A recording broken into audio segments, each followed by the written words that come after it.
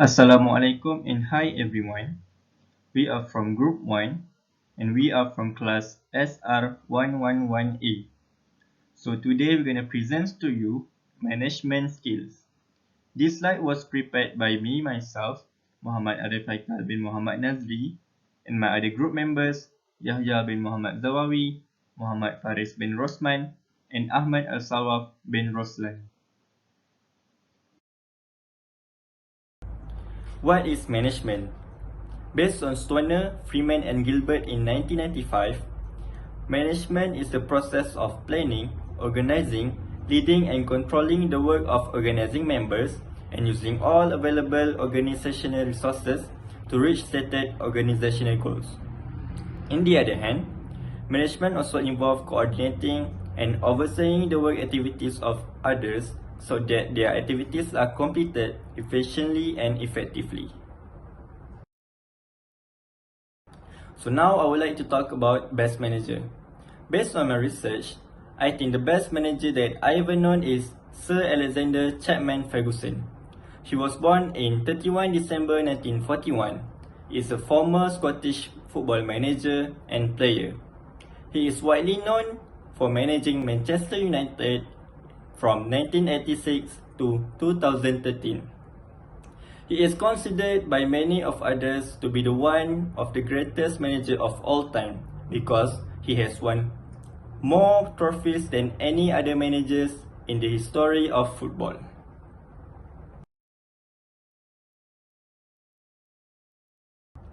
So what Sir Alex Ferguson do to be considered as the best manager in the history of football? In November 1986, he was appointed as manager of Manchester United and he was retired on 2013. During his 26 years with Manchester United, he has won 38 trophies, which is 13 Premier League, 10 Community Shield, 4 League Cup, 5 FA Cup, and 2 Champions Leagues. Today, I will present about the worst manager. The worst manager for me is David Moyes. His full name is David William Moyes. Was born on 25 April 1963. His first career started with Scottish professional football coach and former player. And for now, he is currently the manager of West Ham United. What did he do?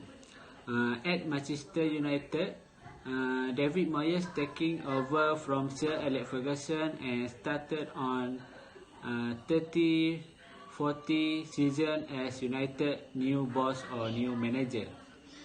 All United fans hope that he can continue the glory season of the club because the Manchester United was the glorious club in EPL or English Premier League. When he take off the Manchester United, United were 9 in table after 50 game and 30 game loss. Just 2 game he was win. First defeat to Everton at home in 20 years and Newcastle in 40 years. He finished the season placing Manchester United at 7th place in Premier League and was United lowest finish since 1990. They also had missed out on European qualifying for the first time since 1919. After that, he was sick as United manager. On 2 April 2014, United announced that Moyes was in charge for United for 10 months, the third shortest managerial stint in United history and the shortest in 20 8 years at the time of sacking. David Moyes was considered the worst manager in Manchester United after replacing Sir Alex Ferguson. Next, I will show you difference between best manager and worst manager. For best manager, when they make a mistake, they will rely on their conduct and admit when they are incorrect. When appropriate, they take responsibility of their errors and apologies. These executives are going to learn from their failures and strive to keep them from happening again. For worst managers, when they make a mistake, they will never admit that they are incorrect. Instead, they blame other individuals for their errors.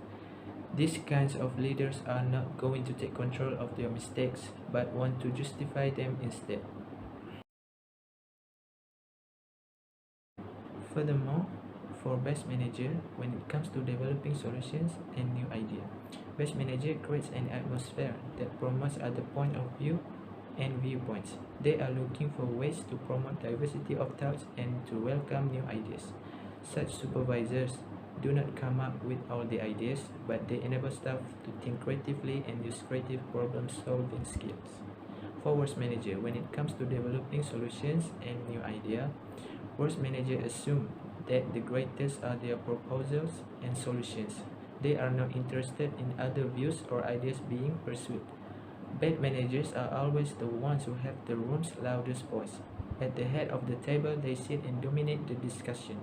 They make it clear that the only one that matters is their opinion.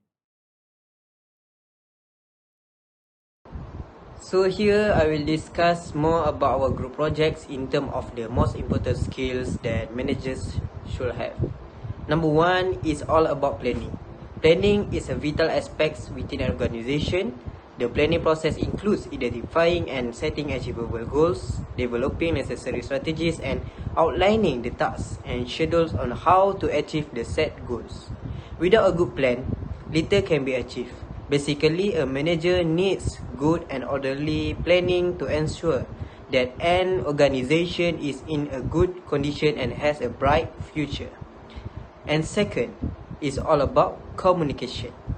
Having great communication skills is very important for managers. It can determine on how well the information is shared across the team, ensuring the group acts as a unified workforce. How well a manager communicates with his other team members also determines how well the outlines procedure can be followed, how well the tasks and activities can be completed, and thus how successful the organization will be.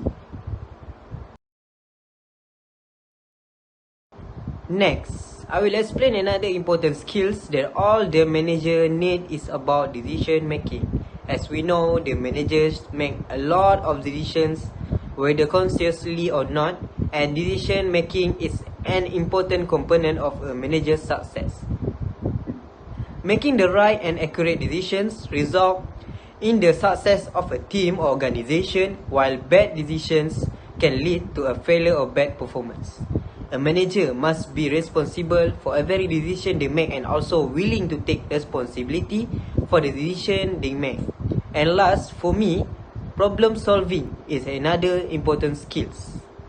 A good manager must have the ability to overcome and solve problems that may arise on a normal working day. Problem solving in management involves identifying a particular problem or situation and then finding the best way to overcome the problem and get the best solution. This is the ability to solve something even when the situation is not accurate.